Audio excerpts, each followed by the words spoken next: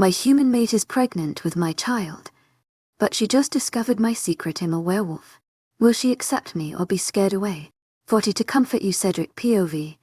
I tap my foot relentlessly against the ground, wondering how long this will take.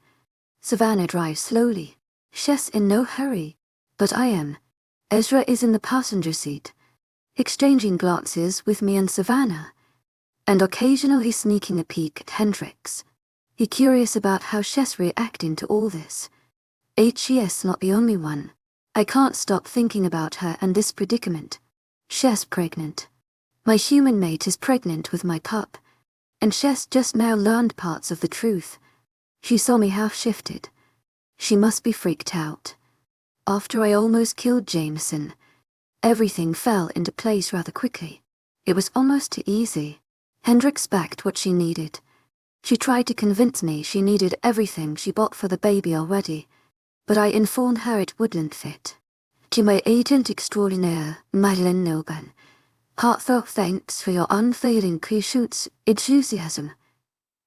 But it's not my main reason. I want to be the one to buy everything this child will need. When we got out to the car, Savannah drove us to the nearest home improvement store, which ended up being the Home Depot. I had no clue what she was up to. She slammed the car door and made her way to the building without a single word or explanation. Ezra held tightly to Jameson in the very back seat. He appeared annoyed at having to watch the bastard. I don't blame him. She came back with a bag full of silver chains. Hendrix raised an eyebrow, but continued to keep her mouth shut. Savannah tied Jameson up tightly with the chains, and he cried out in pain. Tears were streaming down his face.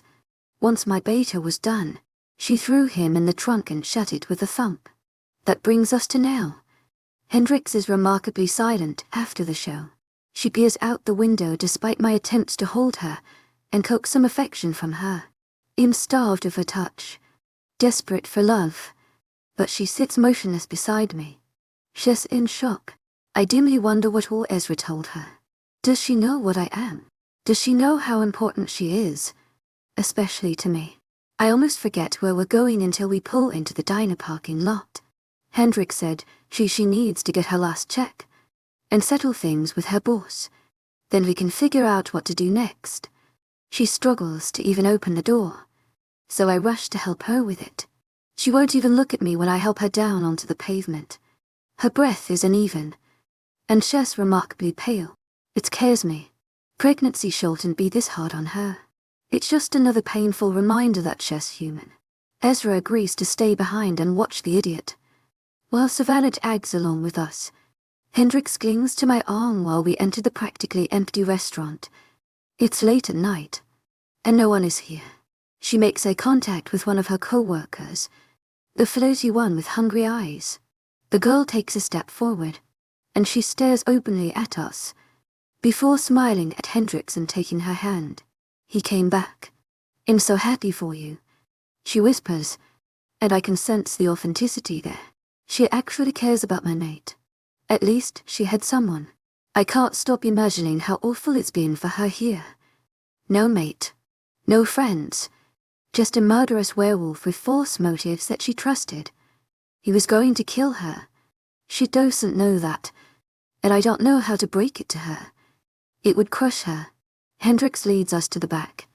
She called her boss earlier to make sure that he would be here. She lets go of my hand when she's close to the door. That's when we hear an annoying voice that sounds unbearably familiar. I turn to see who it is. What a coincidence to see you here again. You know, I really need a refill. I glare at the woman who sits in a booth, legs crossed and face covered in a smug expression. She hasn't noticed me yet. She has her evil blue eyes hooked on my mate. It's the professor woman that I so desperately despise. Hendrix goes even paler when she spots her. I step forward, wondering why my mate is reacting so submissively to this awful woman. She finally focuses on me with a look with shock, her mouth turning up into a smile. She twirls a blonde curl around her finger. Well, hello there, Professor Henderson says, trying to look seductive. All I want to do is best the shit out of her, and I don't even know her. She scares my mate. Why does this pathetic creature frighten 𝐿𝐷𝐼𝐺? It makes no sense. And what happened to my control?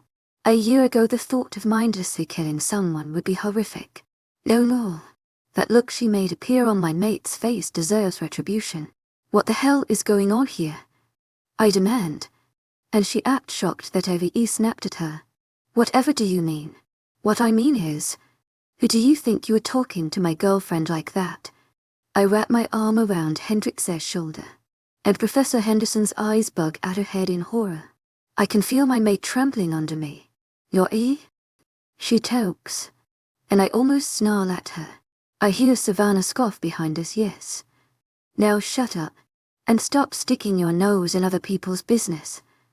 I demand. She pales at my raised voice, shrinking back against the window. I huff, anger shooting through my veins. First Jameson, and now this woman. It's infuriating. It's like the world is stacked against my mate, whether it be physical or emotional. I don't want anyone hurting 𝐿𝐷𝐼𝐺. I still have a protective arm over her little shoulders, and she doesn't pull away, but she doesn't lean into me either, which bugs me. Ever since I met her, she always pressed right up next to my side, and yet, she doesn't. Come on, baby. This bitch won't bother you again. I led her away, to her original goal of the back office, and she solemnly nods her head. I stare down at her for the millionth time tonight, amazed at the fluttering in my stomach, mixed in with a heavy dose of nausea. Seeing my tiny Luna rounded with my pup is a dream come true. I never thought a miracle like this could be possible, but there are so many terrible things that have been brought on with it. Her pain, her loneliness, her safety being put at risk, and it's all my fault. My heart sinks to my toes when I think what could have happened if I hadn't showed up as soon as I have. Jameson would have ended her precious life. A simple snap of the neck, and she'd be gone forever. 𝐿𝐷𝐼𝐺 is mortal.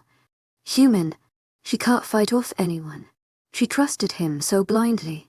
I almost lost her. I never would have recovered from that. I squeeze her in reassurance. We've hit a rough patch. That's all. This is a hiccup, a minor setback in the grand scheme of things. We can only go up from here. As long as I have her by my side, I know that I can make it work.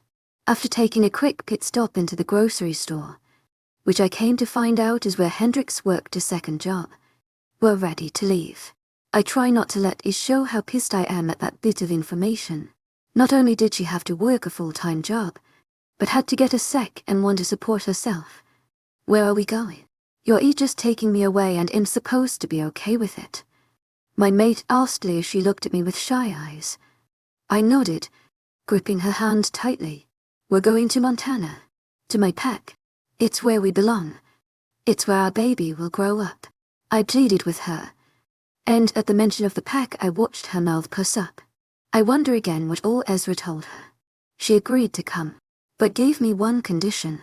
There was no hesitation in my mind when she asked me what she did. Savannah didn't seem very happy about our very long detour, but I don't really care.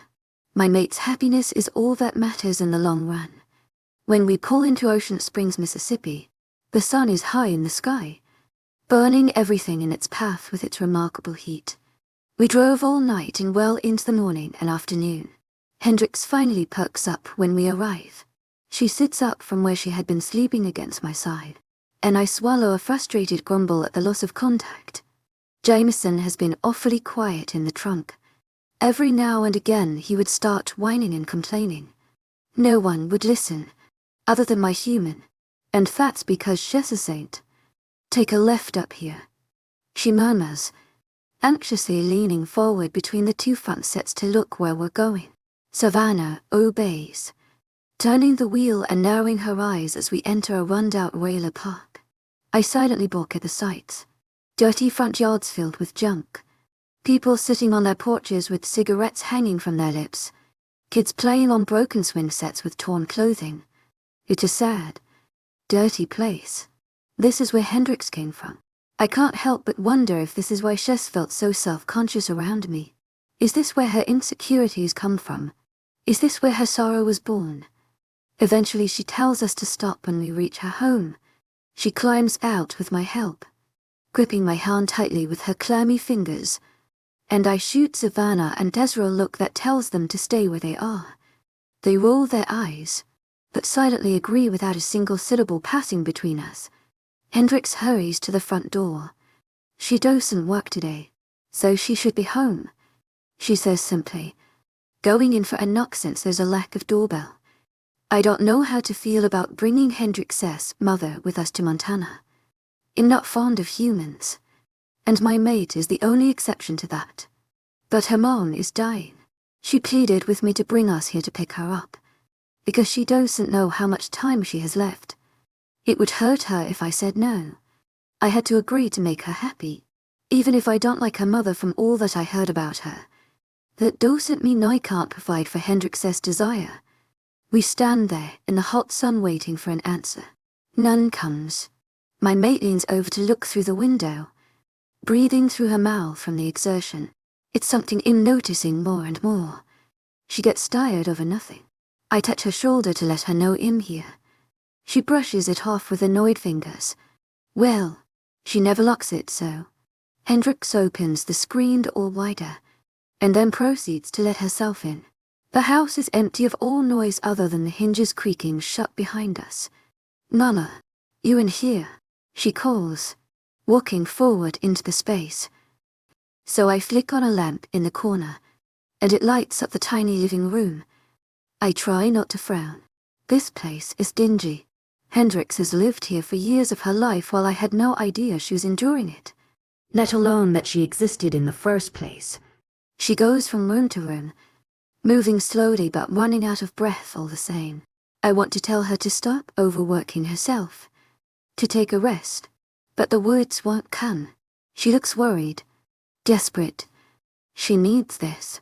There's no cigarette smell. Something's wrong. I don't correct her. One inhale and I can detect the smell of tobacco. But she's right about one thing. 𝐊𝐢𝐳𝐳 𝐑𝐞𝐝 Heartfelt thanks to your unfailing patience, enthusiasm. If her mother is indeed a chain smoker, then that's not a good sign. It means she hasn't been here in days. Hendrix tries to run past me, but I grip her arm gently. She stops and looks up at me. Her dark eyes are wild, and I'm reminded once again of her father who shares the same gaze. I still haven't told her about his visit.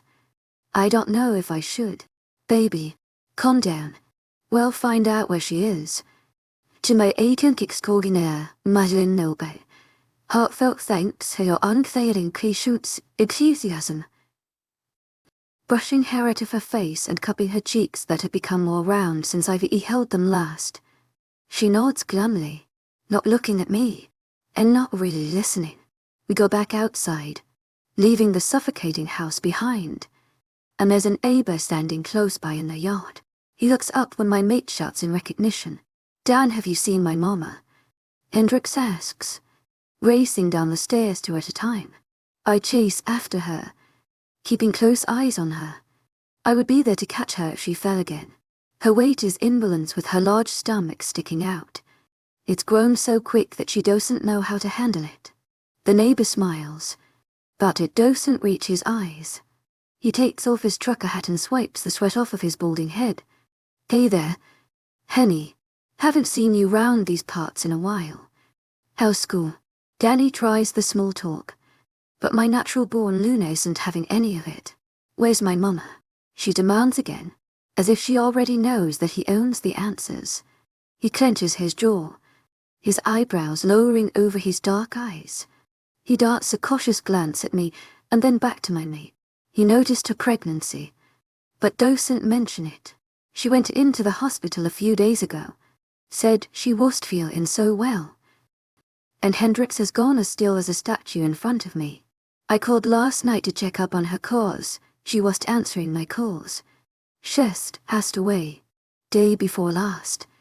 She remains still. I put my hands gently on her shoulders, but she won't turn around. I'm so sorry, Hendrix. I was fixing to go over there and see if I could find a way to get a hold of you. Guess it's no coincidence that you're here. God has a plan after all. She falls apart after that, and I'm there to hold her when the sobs take over. She clutches at me desperately. I'm her life preserver in this whole mess. And I know she's drown if I was there to keep her afloat. 43 a part of history 𝐊𝐲𝐬 I try not to think. My brain refuses to comply. 𝐊𝐲𝐿 is tight around me, his fingers aimlessly trailing across my rounded belly like a delicate map of rivers and mountains. For some reason, the baby has been more active than ever. I think he or she senses their daddy. It's not fair that I couldn't spark that reaction. But I digress. I stare out the window, counting the states we passed through. I think of Jameson sleeping in the trunk, wrapped in silver chains. I know he betrayed me. 𝐊𝐤𝐳 𝐊𝐢𝐳 Heartfelt thanks for your unfailing patience, 𝐊𝐤𝐳. He was never my friend, and that hurts. I think of my mama, dying in a cold, lifeless hospital room surrounded by strangers. I know she's in a better place, but it doesn't make it hurt much less. There's a hole in my heart. Cedric doesn't fail to comfort me, and I allow it. It helps me to feel a little warmth, just when I start to relax against him. I remember what he is and I stiffen. A lycan, apparently, a 𝐊𝐤𝐳 immortal, and shifts into a giant wolf. I didn't get much after that, because all we heard was a scream to drive us to the other room. Ezra told me to stay put, but I was too curious, and a little scared. Cedric was enormous and terrifying. He went from his already impressive 68 to over 8 feet tall. His head grazed the ceiling, his hand had grown claws, and his arms sprouted thick, dark hairs. I recognized him though. I would recognize him anywhere. A 𝐊𝐤𝐳 creature with massive amounts of power. According to Ezra at least. What does he want with me then? Just me. Cedric must feel my distress, because pretty soon his firm fingers are tipping my chin up to look at him. His eyes are bright crimson, and his black eyebrows are so thick and fierce. I've missed him so much. Scars and all. 𝐿𝐤𝐳 the most handsome man on the planet. What's wrong? Baby, you haven't spoken to me in 2 days. What he says is true. Even when we stopped in Oklahoma to sleep in a hotel, I won't forget the conversation that transpired. Savannah was happy about having to stop. But Cedric brought up my humanity. He said I have needs and I need rest. That I'm more delicate. I haven't said a word since then. It embarrassed me. I'm not like them. They're powerful, unstoppable, and I'm just a human. I've never felt more out of place. Please, just talk to me, he implores with a whisper. And I frown. I don't know where I fit into all of this. Cedric, I tell him softly, shrugging my shoulders pathetically. You're a lycan, and apparently a pretty infamous one by the way Jameson looked at you. I have no idea how this has to do with me. He looks completely perplexed by my admission, like I've gone completely crazy. He grabs both of my hands tightly in between his. You're my mate. As if that should explain everything, I tilt my head to the side, not quite sure what to make of the word. I've heard him say it before. What exactly is a mate? I wonder sheepishly, and a little smile appears on Cedric's face, like he knew I was going to ask that. It means we were made for each other. I've waited years to find you. My mate. My Luna. The other half of my soul. That's you. I don't know if I've ever believed in soulmates. I glance away. My mama and daddy used to be head over heels in love. And then it broke. They had fights. And he found a new soulmate. I don't want that to happen to me and Cedric. I cut my belly. I have someone else to worry about. I don't want my child to experience what I had to when I was growing up. It's almost as if Cedric reads my mind. He takes my hands once again. You're the only female I will ever want. I won't cheat. I won't hurt you. I will take care of you to the best of my ability. He stares deep into my eyes, and I sigh. And I will never, ever, leave you again. Tears start to collect, and I don't know why I believe him. I don't fully trust him. I don't think I ever will. He abandoned me. Then why did you? I beg. and his face softens even more. In bringing up all the old feelings that came with the day he told me he was leaving. To my agent extraordinaire, Madeleine Noben, heartfelt thanks for your unfailing patience, enthusiasm. I broke that day. It's taken me this long to glue the fragments back together. If I get too close, what if I get obliterated again? I ask him honestly, my voice cracking from trying to keep it in a whisper. The guilt on his face is obvious. It makes me feel bad for saying the words that I did because somehow I knew that they would hurt him. But I don't have it in me to lie. I deserve that. But you have to understand that I did everything I did to protect you. Even if it was completely successful, it's what felt right at the time. Because if I lost you, he travels off, moisture collecting in his eyes. If I lost you, I would never be the same. You are everything to me, Hendrix. And this baby is our future. He rests his fingers and palm against my stomach, a pleading smile on his lips. He smells just like a remember, like rain and masculinity, the best smell in the world. From the mess of his black hair to the dark stubble on his jaw. A cheers mine, and I've always known it. Then there's his whole safe claim. I can't speak. I'm so stunned. To my agent extraordinaire, Madeleine Noben, heartfelt thanks for your unfailing patience, enthusiasm. He did say that he was leaving because I was in danger. I thought it was a lie, a stupid excuse. What if it was the best thing for us at the time? What if my limited knowledge was the only thing hurting me? Protecting me from what? Cedric sighs, twirling my fingers in his. He shakes his head. An old enemy of our kind. She was on the hunt, and I couldn't risk her finding you. She hates humans. Or, she hated humans. She's dead now, and it gives me great comfort to know that you're safe. He puts a hand on top of my head, caressing my scalp like he would a small child. It's only a grim reminder how far apart we are in age. I let that information soak in. Ăchir's different. His world is so different from the one I've known. Even though I have a small peek into his existence in the supernatural world, I really have no idea what I'm dealing with here. Looking away, I put myself in his shoes. Obviously, in the past few months I felt the pain that he put me through. It's not easy to step back and think objectively about what Cedric did. He did it to keep me safe. I can't exactly be mad at that. On the other hand, I'm allowed to feel hurt. I'm allowed to be mad that I had to feel what I felt. It was the hardest thing I had to go through. Unfortunately for me, it seems as if it wasn't any easier for Cedric. What is a Luna? Shifting the subject away from the past, Cedric perks up at the opportunity to explain something. It reassures me, knowing that 𝐊𝐲 is excited to fill me in. He doesn't want to lie to me anymore. Maybe that means he hated it in the first place. And he only did it out of necessity. There's always a leader of a pack. A male leader is an alpha. A female is called a Luna. Some packs have a Luna. Some have an alpha. And some are lucky enough to have both. He explains, and I nod along while I listen intently. My pack will be your pack.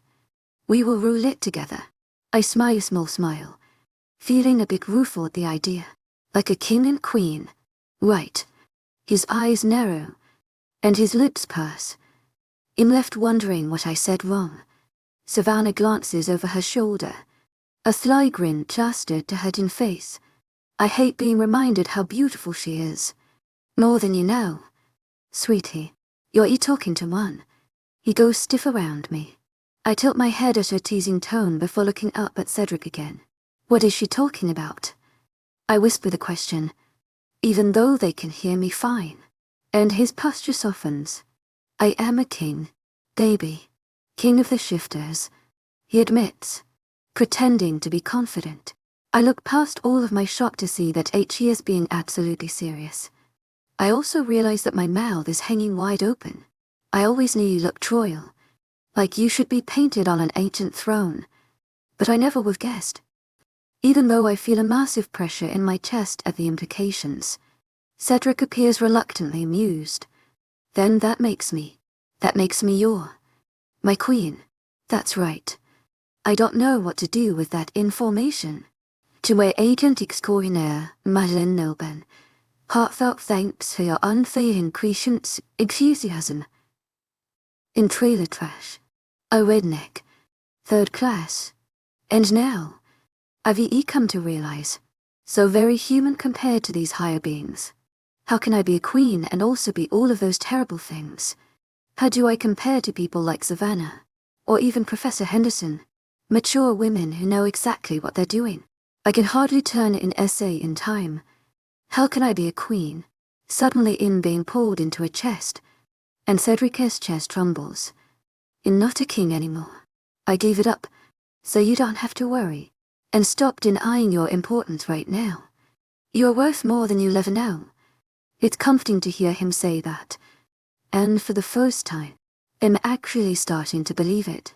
Then you really do love me. And he nods exuberantly, ready to reassure me with his sweet words. 𝐿𝐢𝐳𝐷𝐞𝐲𝐻𝐬 heartfelt thanks for your unfailing patience, enthusiasm. Baby, I love you more than anything in this world. I never stopped loving you. 𝐿𝐢𝐳𝐷𝐞𝐲𝐻𝐬 heartfelt thanks for your unfailing patience, enthusiasm. And I never will. You're everything. I'm humbled, confused, and absolutely head over heels for him. It will be hard, being near him after all that has happened. It has quite sunken in yet. In moving to Montana with my boyfriend, who is also the father of my unborn child, who left me for months on end. Oh, and 𝐊𝐢𝐳𝐷𝐞𝐝 lycan, the more you know. So, Ezra said lycan can live forever. How old does that make you? I wonder. And a car is suddenly very quiet besides the roar of the heater on full blast. No one will look at me. Least of all 𝐶edric. I guess the floor just became very interesting. I glare at my mate. Come on. I thought you said no more lies. You really don't want to know. Little human, it might disturb you. Call Savannah from the front seat, never straying her gaze from the busy highway. I prickle with her knees. How bad could it possibly be? He looks young. I resist the desire to reach out and trace his wrinkle-free face. But, as I've come to learn, looks can be very deceiving. I was born in the year 787, 𝐊𝐢𝐳 relays in a slow voice. And I can't keep my mouth from falling open. That has to be a joke. There's no way that's possible. But 𝐶edric's voice is deadly serious. I gulp, and try to scoot away from the ancient person next to me. Is determined and grip won't allow it. So that makes you 12, 33 years old, yes. It's like he just poured a bucket of water over my head. I just have to accept that. It took me a long time to accept that 𝐊𝐢𝐳𝐷𝐞𝐝 lycan. And now this. 𝐊𝐢𝐳𝐷𝐞𝐝 so owned. Should I be grossed out? You aren't. But you. How can you? I stutter. And he just chuckles. The man is infuriating. The baby does a happy kick at hearing 𝐶edric laugh. And his hand is right where the little foot hits.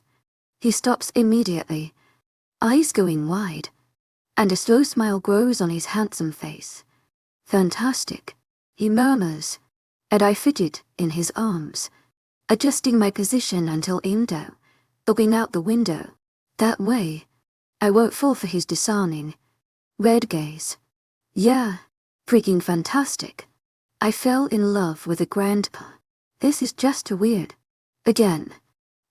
She's laughing at me, and I don't miss the way Ezra gives him a weird look. It's almost like 𝐊𝐢𝐳𝐷𝐞𝐝's never seen someone laugh. Like 𝐊𝐢𝐳𝐷𝐞𝐝's a weirdo for doing it. It raises a few questions, but I bite them back. I have a million things I want answered first, and I don't plan on starting with that. We have days and hours until we're to our destination, and I want to use every second to catch up on what I've missed out on. There's a whole world I never knew existed, and I want to know everything. 𝐶edric has forever, but I only have so long. I'm human. My shoulders slump. 𝐶edric and our baby will live forever, and he'll just become a distant memory. Tears sting my eyes. That's just not right. Baby, what's wrong? And I sniffle, not being able to look away from his ruby red eyes. They're so precious, so beautiful, and fail exist for years after I'm dead and gone. I don't know if you've noticed yet, but I'm human, Cedric. I can't live for thousands of years. That's not right. Me being your mate. I don't get it. I admit. And 𝐊𝐢𝐳 choosing me before I even finish. He pulls me against his shoulder, my head going into his neck. Once his long fingers intertwine with mine, I feel comfort beyond anything I've ever felt before. Trust me, you're nowhere near the end of your life. Mates are special. The moon goddess made them that way. Once we are fully mated, you won't age a day. Just like me, he assures me, and I sag in relief. Even if I'm still not one sure what a moon goddess is. I'm not even sure how I'll handle living forever. It seems like a miserable thing. Won't we all get bored? Closing my eyes against Cedric's skin. I know I could never get bored of him. How can I go along with all this craziness? 2 days ago I was alone, without love or hope, and now I'm being told everything will be all right. How is that possible? How can I trust after all I've had to endure? More importantly, how can I even try to be mad at the person I love? 40 for crawling Hendrix POV. Montana is beautiful. It's beyond anything I've ever seen in my life. It definitely beats the Blue Ridge Ranges I loved in Virginia. The peaks are so big, demanding of my attention. I openly marvel at all the sights. To my agent extraordinaire, Madeline Nilben, heartfelt thanks for your unfading patience, enthusiasm. The mountaintops dusted with snow. It's all perfect. When we pull into the pack, I'm shocked we're already here. The ride to the entrance is a long, dirt road. I've been assured that it's safe here, and the land is privately owned. The locals apparently think that it's either a Native American reserve or a cult. I'm not surprised. It's in the middle of nowhere. We come to an enormous brass gate. My eyes widen as Savannah rolls down her window to speak to the guy at the front. The gate connects to a tall fence, taller than any person. It keeps going on either side. I assume it goes around the whole territory, which encompasses over 2 acres of land. Eventually the gate opens, and we travel inside its hidden center. Somehow I feel like I don't belong here. Like him on my way to a place I shouldn't be. The Suburban comes to a stop, and everyone hops out. When I climb out of the car, Cedric tries to hug me to his side, but I manage to sidestep him. He gives me a look that shows how hurt he is. I don't want to hurt his feelings, but I'm not quite ready for this. I'm so confused, and my hormones don't help. I need time. I need sleep. He hovers around me, and I don't blame him. Whenever I'm standing up, I feel like I'm fixing to pass out. He says something to Savannah under his breath, and she doesn't seem too pleased. I travel to the back end of the car where Ezra opens the trunk, gently hauling down my suitcases and then proceeding to dump Jameson onto the ground like a bag of trash. The werewolf moans in pain, rolling onto his side as he squints up at us. Bright red marks show under the chains that bind him. I want to rush to him, comfort him, tell him that everything will be okay. I don't. He betrayed me. I can't trust him anymore. I'm not sure what will happen to Jameson, but it can't be good. Cedric almost killed him. That means something bad. But I don't know what. I turned my head away, unable to look too long. It's about time you got here. It's felt like forever. Don't leave me in charge again. I hate it. A very disgruntled voice says from the other side of the Suburban. I walk around the vehicle to see who it is. Cedric and Savannah are joined with 2 other people. Both are tall. Both are blonde. The man that spoke earlier is scary and very pale. He looks albino with his white eyelashes and white eyebrows. His icy eyes slide to me, and as soon as they land on my stomach he looks like he wants to murder someone. The girl observes me too, with a different expression, one of curiosity and then open horror.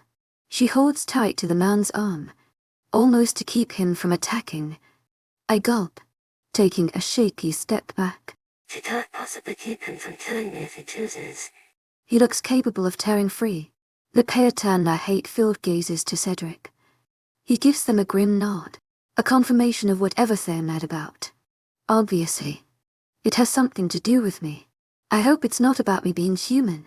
I can see that being a problem. Ezra has a hard time accepting it before.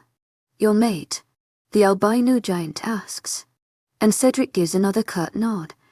And the man glares at him. Yes, OYK. My mate. He confirms. His nostrils flare and his features twist into a sneer. Directed right at Cedric. What's his problem? You don't deserve her. My eyes widen at his statement. We will take the traitor to the prison. 𝐶𝐻, bring our Luna to her new home to be settled in. Savannah announces with authority. I almost forgot. 𝐊𝐢𝐧𝐼𝐻 in command. Something called a beta. And still getting used to their strange ways. I wonder how long it will take for it all to soak in. Cedric grumbles. His eyes remaining on me. There's so much tender possessiveness in his cherry eyes. I would feel more comfortable if you went with them. Then you can join us, Cedric orders. And it's directed at Savannah. Everyone looks at her as she clenches her jaw. She looks like she wants to say something, wants desperately to argue. But she keeps her trap shut. Ezra and the pale guy hold Jameson up by his arms. And his legs start flailing in the air. A YK sniffs at my friend like a curious animal examining its meal. And then he acts disgusted. Why would you bring a traitor into the pack? What if he poses a threat to my mate? She is too vulnerable. The blonde girl smiles shyly. In fine, honey, I know how to take care of myself. She informs him, and his serious face softens a bit. Yes, you come to get me to protect you. He muses, and they share an intimate look. I glance up at Cedric. 𝐶𝐻 watching me, carefully and calculating while he observes me. I try to look away once he catches my gaze. To my authentic �skål 𝐷𝐸 heartfelt thanks for your unfailing patience, enthusiasm. But I manage it. I love him, but I don't trust him. And easy just standing near him without being in his arms.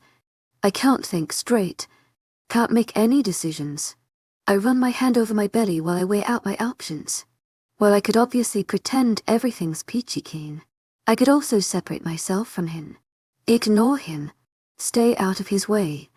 Avoid any interaction with him whatsoever. It's childish, but I need my own space. I want to be with Cedric. That's my end goal.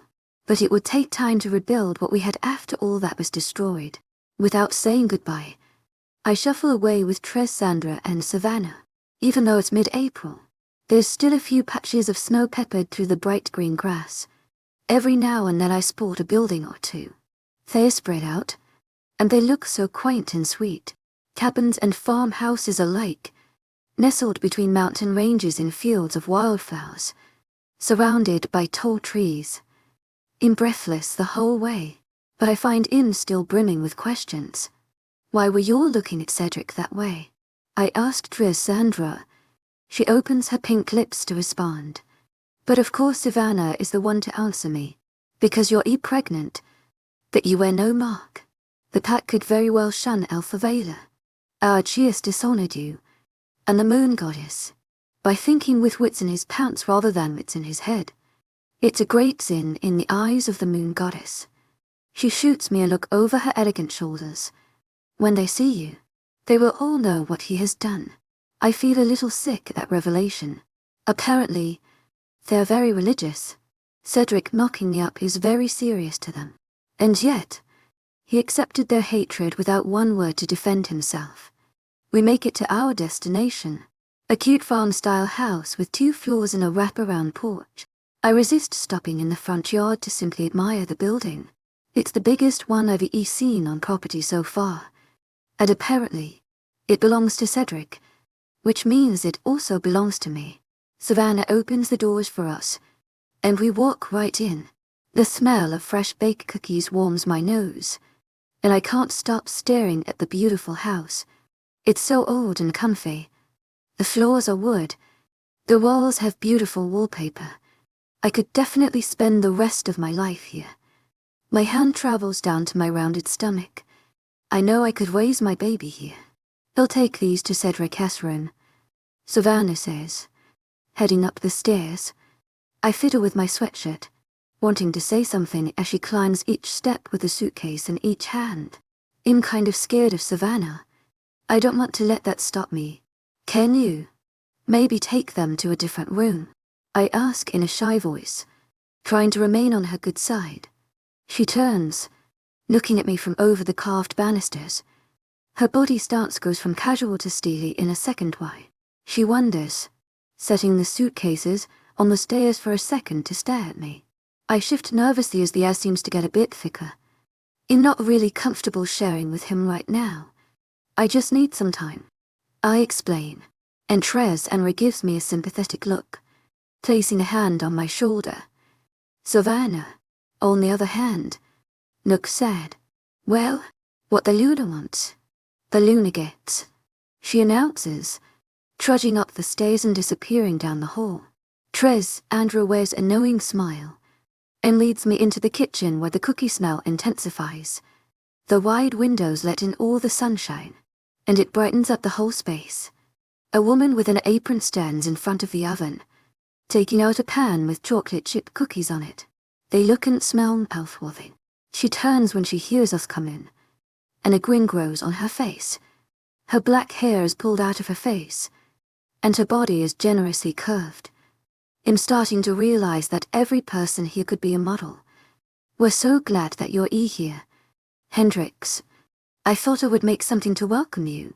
She blushes, setting down the pan and oven mitts and coming over to give me a hug. I let her, even though I have no idea who she is. She pulls away, beaming down at me like I'm so important. I almost believe her. I'm 𝐾𝐿𝐬.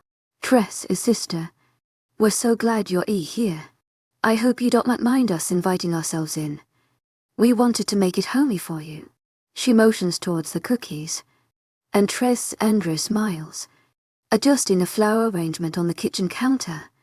Even though they claim to be sisters, they look nothing alike. 𝐶𝐳 is rail thin, and several inches taller. I flick my gaze back and forth between the two of them, wondering if they are lycans or werewolves. Cedric said that their pack has both, but is mostly made up of lycans. Thank you. I really appreciate it. You said your name was 𝐾𝐿𝐬. Thinking I might have misheard her, she laughs, putting a hand on her hip. Yeah, I have kleptomania. Don't worry, your wallet is safe from me. Her sister and her share giggle, and I feel like I'm interrupting an inside joke. And don't worry about the housewarming gifts. They were essential. We know how males can be. They don't exactly know how to make a house look nice. 𝐾𝐿𝐬 admits, and 𝐶𝐳 nods in reluctant agreement. I furrow my eyebrows at them. Do you all both have mates? I wonder quietly, pointedly looking at 𝐾𝐿𝐬. It's strange to use that word, but it's the term that they like. It's obvious enough that 𝐶𝐳's mate was the big guy that was with her. He was scary. 𝐾𝐿𝐬 nods enthusiastically. Yes, you met him. Right, she says, and my eyes widen. 𝐶𝐳's so sweet, and Ezra is so intimidating. You both have scary boyfriends. I inform them, and they reply with a shocked silence before they burst out laughing. 𝐶𝐳 clutches her stomach from laughing so hard. They shake their heads at me. Even though I do not know what I said that was so funny, I decide to speak up, because after all, these are my friends now, or at least I think so. They seem very friendly to me. I need to learn how to be more assertive. So I ask, what's so funny? I question them, and they finally stop.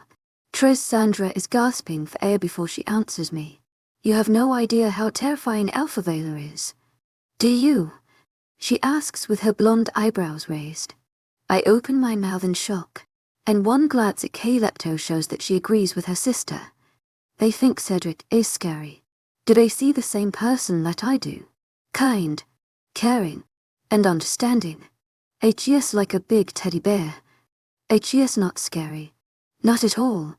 𝐾𝐤 tilts her head in amusement, quirking her lips, stepping closer to me and guiding me to sit down in the living room. I lit her, biting my tongue and wondering if I seemed stupid to them. I plop down on the couch. I stare up at her and her sister, a bit intimidated by their beauty when I'm sitting here like a cow in comparison. My belly bulges out like a bowling ball. I know you're confused, but that's how mates are. I'm not afraid of Ezra, and 𝐿𝐲 isn't afraid of RYK, just like you aren't afraid of 𝐊𝐼𝐲. He's your mate. You feel safe around him. You know he'll protect you, 𝐾𝐤 explains, and I nod along. I don't say anything, feeling a bit out of place here. I don't know anyone. The only person I'm relying on isn't here. I have a deep longing to see someone familiar. I miss my mama. I want to go home, even though I'm still a bit angry. I want to be with Cedric. I wonder when he'll get home. Where's she? A loud voice yells, and I sit up straighter on the couch. It sounds oddly familiar. I tilt my head, trying to listen for more. 𝐿𝐲 rolls her eyes, looking annoyed when someone storms into the house. Oh, goddess. Here we go again. After a bang of the front door shutting, the last person I expect to walk into the room is Stacy, but there she stands in all her sparkly glory. I don't have any time to react before 𝐶𝐻 swallowed me up in a crushing hug, literally lifting me off of the chair. I don't know what's happening, but before I can figure it out, 𝐶𝐻's pulling away and jumping up and down. I stand there, absolutely dumbfounded. Stacy, what are you? I don't finish the sentence before she yells out a sentence I never expected to hear. I'm a werewolf. I've wanted to forever, and now I can. Can you believe that? Isn't it so cool? Stacy is talking a mile a minute, and my mouth falls open. I glance at 𝐾𝐤 and 𝐿𝐲, and they can apparently see her too. This is weird. Way too much. I press a hand to my forehead as everything goes blurry. What's going on here? Someone yells, very angry. Hendrix, can you hear me? Lay her down. She needs to lie down. The words are frantic and demanding. Too loud. Too much. I'm suddenly being lifted into the air, and it's like I'm floating. My heart is racing. I can't feel my toes. I squeeze my eyes shut when I'm finally put back down onto the couch. Something squishy goes behind my head, and someone squeezes my hand. I take a deep breath, trying to hold on to consciousness, but it's a battle. My head swims and I'm drowning in it. Drink. It will help, a kind voice says, and I sip at the cup being pressed against my lips. After a few gulps of water, I have a hit of clarity. I blink up at the multiple women surrounding me, and I shrink into the couch. Savannah sits on the edge of the cushion, a hand to my forehead. She doesn't look very happy. Shame on you. You overwhelmed her. She's very delicate right now. She turns to address me, and her expression is serious, and yet very concerned. You need to rest. Whenever you're feeling dizzy, lay down. Don't overwork your body. I nod, and behind her I recognize Miranda, and my lip trembles. My friends, they're here. Why are they here? Why does everyone lie to me? My throat tightens, and I almost choke. I feel so betrayed, so very hurt. I don't know what to say. We missed you so much. Penny, our little human, Miranda says softly, tears in her eyes. I keep my mouth shut as she grins at me. Savannah gets up, letting her pursue me. I shake my head, trying to get away from her. You're werewolves. You lied to me. All these years. I thought you were in Mississippi. I don't. Why are you? How did you? I mumble, trying to form sentences and falling short. I don't know which thing is worse. Which lie hurts more. My gut throbs like it's been punched. I'm a werewolf, but Miranda here is a lycan. We can't tell you. You have no idea how bad we wanted to tell you. You're our best friend. Stacy insists, and I shake my head. Too much at once. I have to lay down again. sensory overload. I might be sick. My best friends were supernatural creatures that I didn't even know. I feel so stupid. You left me too. You lied to me too. I can't believe this. I moan, and the emotions I'm feeling are freaking me out. I'm being torn apart from the inside out. Why? Miranda and Stacy exchange a glance, and then look back at me. They look so sad, so heartbroken. They look how I feel, minus the extreme dose of hurt. They stabbed me in the back. There was no family emergency they abandoned ship to. Savannah thought it would be best, just like she made 𝐊𝐲𝐬𝐬 leave too. You were in danger, Henny. We couldn't stay around if it meant hurting you. You smelled like Cedric. After you guys had sex. I lycan set stays after sex for a long time. Us staying around put you in danger. Miranda begs, her eyes pleading as she scoots closer. Savannah steps closer to me, arms folded as she glares at my friend with venom floating in her creamy eyes. We have enemies. If those enemies thought you meant anything to 𝐊𝐲𝐬𝐬, then you would be in danger. If they thought you were a one-night stand, they wouldn't think twice. If they smelled sex on you, and saw you with a lycan and werewolf, they would think you knew about our race. They wouldn't hesitate to kill you. And we weren't about to bring you to the green pack. It was a mess there. I close my eyes, trying to think through it, and failing. I'm still astounded that Cedric let this happen. He let me suffer. I know he wanted me safe. An irrational side of me realizes that. But I want to be mad. I want to make him hurt. I hate that. I hate being so angry. I love Cedric. Why do I feel conflicted? Obviously, no one realized you could get pregnant. Lucky Savannah called and told us before you got here. Otherwise I would be hunting down a certain lycan alpha and putting him in his place. Stacy says, punching her open hand like she wants to beat up my mate. I laugh through the tears, pushing the salty drops away. Sandra rolls her eyes when everyone laughs with me. Am I the only one who can't stand her? She arcs 𝐾𝐿 softly, and Stacy growls, shooting her a mean glare. I heard that, she insists. Me too. Savannah muses. And I agree. Miranda sits on the couch beside me, helping me to sit up before handing me the glass of water. I take it, smiling at her thankfully. You okay? And I nod. I'm more okay than I was a few months ago. And that's what matters most. As long as I'm progressing, I'm okay. Obviously she doesn't look convinced. And either does anyone else. Sandra and 𝐾𝐿 exchange a smile like they know the perfect solution. They rush off and return with treats. And before I know it, in eating cookies and laughing with my old friends and new friends, we turn on a movie and kick back. I pretty much forget all of my worries, no matter how sucky it was to lose them for a few months. It's worth it to have them here, especially knowing that I'll be with them for the rest of my life.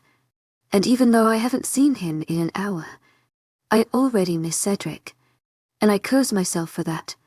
45 loves and 𝐶𝐿𝐬𝐿 POV, the prison is the darkest and 𝐷𝐼S place in the whole pack.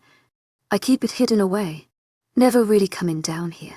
The cell's made of impenetrable brick, and thick silver bars that will never rot with old age. We hardly use this place. We never need to.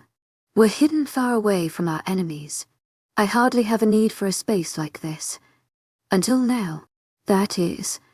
Now it's come in handy. Since my focus has solely been on Hendrix lately, I've almost forgotten the huge issue at hand. The CPO, and how corrupt they've become. Rubbing my face with my hand.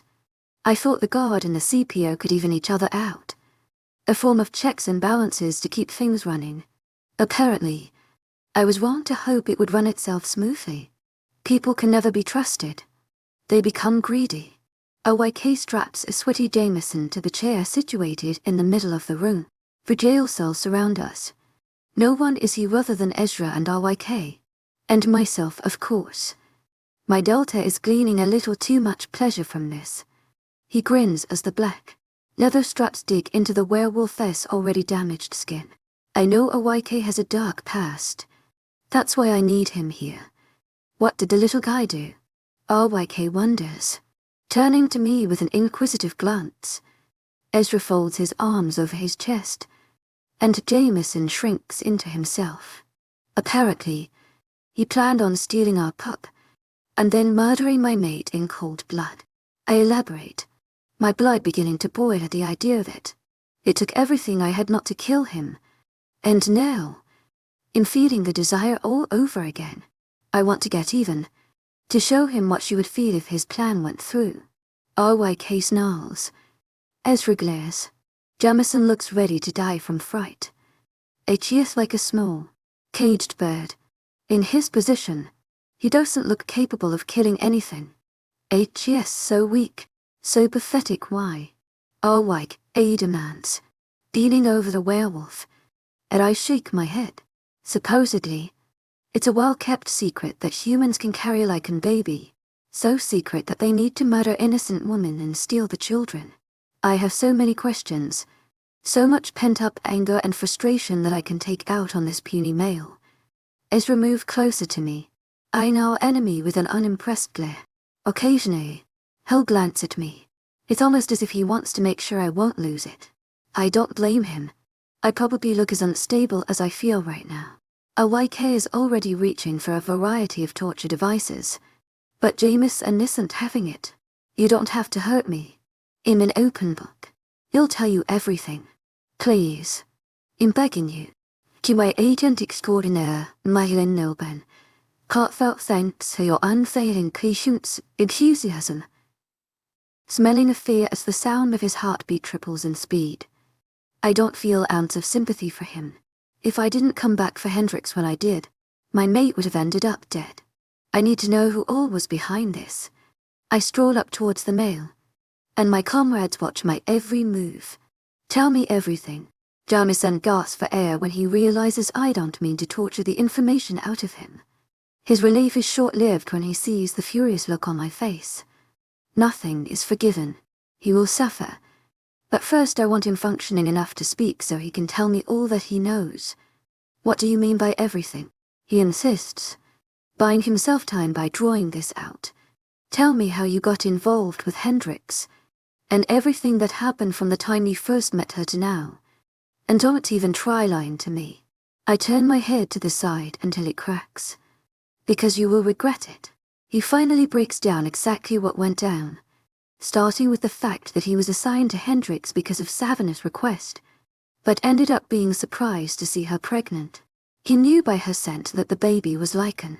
He knew nothing of me, or the claim I have on her, but told his boss of the pup and was then commanded to intervene. Jameson was ordered to get close to Hendrix, become her friend. I already knew all of this, but apparently there's more to it than that. I had to intercept anything coming in the mail. All phone calls, emails, text messages. I couldn't let her go to the doctor's office. I didn't even realize until you sent the letters to her that you planned on coming back for her. Savannah didn't disclose your name, or that Hendrix had a mate. Shaking his head. That night you came, I was supposed to. Supposed to what? Ezra demands, growing just as impatient as me. There are more layers to this than I had once thought. It's no easy predicament that we're in. Jameson shoots a worried expression at me. Is he going to kill me? And Ezra just shrugs. I almost laugh at the ludicrous question, but I'm in no mood for humor. If he was going to kill you, don't you think he would have done it by now? My gamma muses, but we both know it's a lie to comfort our prisoner. If he feels secure enough, he'll spill everything. Once 𝐊𝐤's done, he'll kill him. That's one thing I know for sure. The many ways in which I could end his life come to mind, and an excitement grows in me to see his blood flow. It's something I haven't felt in years. I read the letters the day before you came back. There were 2 of them at once, and I thought that it was odd that they kept coming even though I had thrown so many away. So I cut them open and read them for the first time. They were love letters. Very mushy too, talking about how you were going to come back, how you would never forget her. Not only did this punk kid throw out my letters to my mate, He read some of them. No one was meant to see those besides my mate. They were private. Jameson continues cautiously. I told my commander, and he was furious. He said that her having a mate is too dangerous. We didn't know who you were, but you being a lycan, obviously if you came before she carried to term, you would ruin our plans. So, he gave me some sort of concoction to give to her. He stopped stalking, and I can see the terror when he realizes that what 𝐊𝐲𝐳 about to say could spark my temper. He wore the same expression right before he said that he planned on stealing my pup and killing my mate. He takes a deep breath, and his skin pales. It was meant to force the human to go into premature labor.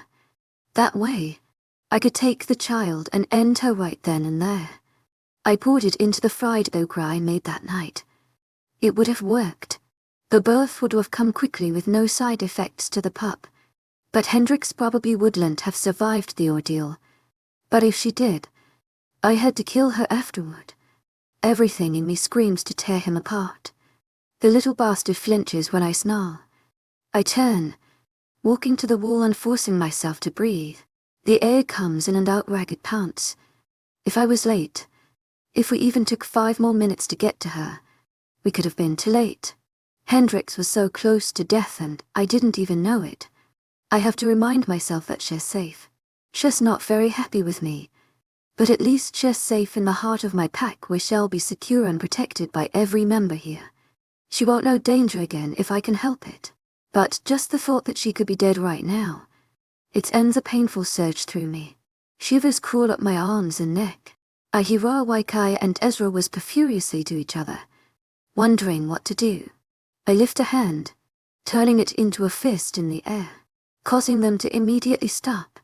I return to the prisoner, and 𝐊𝐲𝐬 is shaking. He gives Ezra a desperate look, jabbing his chin at me. He clearly believed that he was safe. Take off the bindings. I command. 𝐊𝐲𝐬𝐷 steps forward, an angry set to his body as he releases the werewolf. 𝐊𝐲𝐬 is refraining himself from attacking. Jameson appears relieved. I wait patiently until 𝐊𝐲𝐬 is free, and then I make my move. I grab him, throwing him against the cement floor. Before he can even scream on him, I drive my fist into his face over and over again. But I hardly feel it. I don't hesitate, don't slow down. I just make him hurt, and I enjoy every minute of it. Hendrix POV. So, why exactly are you moving into here instead of 𝐨𝐷 room? 𝐾𝐿𝐢𝐵 asks, taking my clothes out one at a time and setting them on the bed. I lean back into the pillows, feeling guilty. She's on to me. We spent the past hours hanging out, and it's the most fun I've had in months. Just being with the girls was a blast, but it had to end sometime. 𝐊𝐲𝐬𝐷 came by and picked up Sandra a few hours ago, and he was being very protective. 𝐾𝐿𝐢𝐵 told me that Tressa is pregnant, and her mate doesn't like to be away from her very long. I hadn't noticed until she pointed it out, but the werewolf did have a swell to her belly under her sweatshirt. Thankfully, Savannah is still downstairs. I might not like her very much, but she makes me feel safe. She kept an eye on me the whole night. She didn't join in on the fun. She hardly spoke. She just sat back and watched us. Cedric isn't back yet, and I don't know whether to be relieved or disappointed. He left me. He lied to me. Rubbing my forehead. I'm so confused if I'm being honest. I don't know what to think. It's like part of me has dreamed of a future with him. And now that I can have it, I want to go for it. 𝐾𝐿𝐢𝐵 waits patiently through my explanation, easily sorting the clothes into the dresser drawers. I'm thankful for her help. My back is killing me, and my head is throbbing. It's been a long day. And the other part, she inquires, and I look away. The other part is terrified. I'm not someone who really gets mad when people hurt me. I just get sad. And I want to cry. I don't trust Cedric. I don't want to let myself get near him and then have him abandon me again. And there's just so much happening. I found out my mom died, that the only real friend I had was fake, and that my 2 best friends aren't even human. Clutching a pillow to my chest, and feeling so unbelievably vulnerable and alone, I haven't even known this girl for a day and am giving her my sob story. It's like Mama died all over again. Each wound is being reopened and prodded at. She finishes unpacking one of the suitcases, and then proceeds to sit down on the edge of the queen-sized bed. How fitting. I'm supposed to be a queen. To my agent extraordinaire, Madeleine Noban. Heartfelt thanks for your unfading 𝐊𝐢𝐧𝐷 enthusiasm. I just don't really feel like one. It's hard to trust when you get burned. Believe me, I don't know everything that happened between you and 𝐊𝐴𝐵 when he left. But I know that you have it better than I did. If only you could hear half of what Ezra put me through. And now look at us. We're happy. 𝐊𝐴𝐳 so good to me, and I love him very much. And I'm sorry about your mother. That must be really hard. I never really got along with mine. And that's an understatement. I narrow my eyes at her, wondering what Ezra could have possibly done that was so horrible. But eventually she forgave him. I don't admit to her that my relationship with my mama was complicated. I want to stop talking about her altogether. It's still painful, but in coming to terms with it. How did you get through your troubles with your mate? How did you all work through it? And she smiles knowingly. Somehow, I know she was in a similar position as me at some point. I look away, feeling guilty. I'm so childish sometimes. Even when I know that my feelings are justified. Like right now, I don't want to make Cedric suffer. That's not who I am. But I certainly am reluctant to run back into his arms. It's hard to get over what happened. Maybe we can work through it. Get past it. What would I give to grow up with parents who had a strong, loving relationship? I already know the answer. I would have done anything for that. If I can provide that for my baby. If I can have that kind of life with Cedric for myself. I would be so lucky. And even though the mate bond thing makes it sound as easy as that, life is more complicated than that. There's no black and white, right and wrong. It's all on a spectrum, and I feel like I'm stuck in the middle of it. Just trust me, 𝐴𝐵 missed you more than you'll know. All he did was mope around. He won't leave you again. He did it so you would be safe. But he questioned it all the time. He loves you. You can see it in his eyes. In everything he does. Just talk with him. Communicate. Share how you feel.